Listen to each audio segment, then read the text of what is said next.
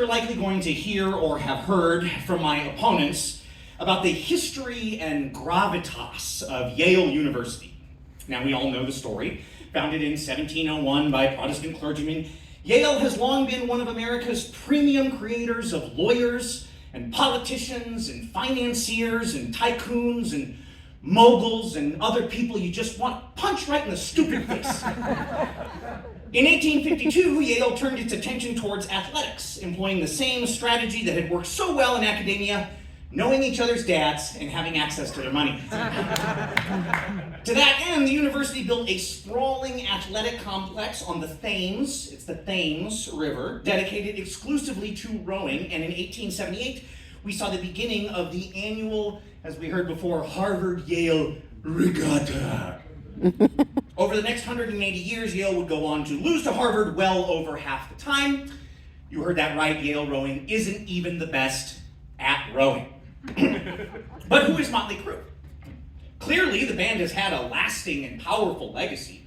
Formed not long after, in 1981, Mötley Crüe made their mark in many genres of music as they deftly transitioned from metal, early metal, to glam metal, to biker rock, to hair rock, to butt rock, to pornography, to back to metal, and then to hard rock, and then kind of just like regular rock.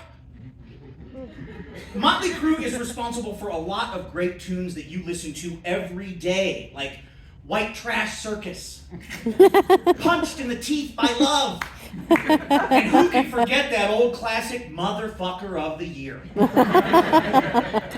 Interesting side note, by the way, Mötley Crüe's #1 album was Dr. Feelgood. Last time I participated in the great debate, Thomas Paine versus Dr. Feelgood. Who won that debate? Doesn't matter. The point is, I'm here now. And that brings me to my next question. Why is Mötley Crüe so cool? First, the people, right? Not only is Mötley Crüe graced by incredible personas like Nikki Sixx and Vince Neil, the drummer is none other than the one and only Tommy Lee, okay? Whether you like the man for his style, or his authenticity in the face of worldwide fame, or his groundbreaking performances in films like The Fugitive and Batman Forever, you cannot deny that this is a man with star power. Second, the style. The style, right? How many other bands have been removed from an airline because their clothes were considered dangerous weapons? How many metal artists today are willing to wear a polka dot spandex 3-piece suit? Who else could make Alice Cooper look normal? Be honest, you wish you could pull that look off. Third, the tenacity. Okay, Mötley Crüe has been playing for approximately 300 years. They've released 9 studio albums, 8 of which nobody asked for. They've had multiple final tours, including another one coming up in 2024. People want Mötley Crüe to quit, and they won't. It's like a rowing team made it to the other side and then just kept rowing up the Bangkok over the horizon. That's fucking awesome. Which brings me to my final point. Perhaps the best way to judge these two competing teams would be to imagine what would happen if they were to trade places. Would they succeed out of their element? I can just picture it now.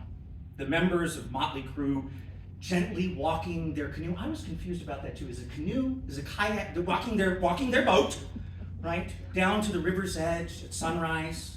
I don't know why. I assume rowing races just take place at dawn.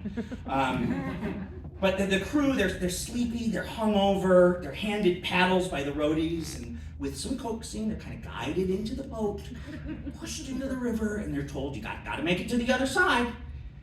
Now, the journey is not pretty. There's splashing, there's cursing, there's more than a little vomiting. But eventually, the band emerges on the far bank. They're sweaty, and they're angry, and they're ready for more drugs. They're out of their element, but they have made it.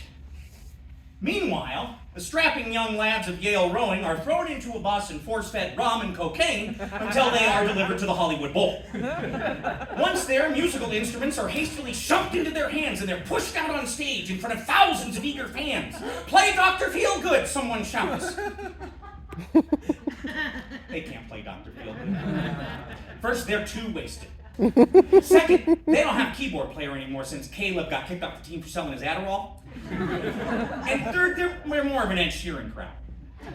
Now the audience is angry, right? They're throwing bottles and cans. They're rushing the stage. The yuppies, they try desperately to flee, but it's too late. Their nightmares have come true. These grubby plebeians have got their hands on them. It's a bloodbath. It's a revolution. It's the first shot in the war against the 1%. Glory to the new tomorrow! The conclusion here is obvious. You have, on one hand, a group of rich little turdwads who are just going to go work for their dads anyway and are not even the best at the one thing that they do. And, on the other hand, one of the greatest creative forces in the history of artistic expression. And Tommy Lee. Vote for Mötley Crüe. You'll be the motherfucker of the year.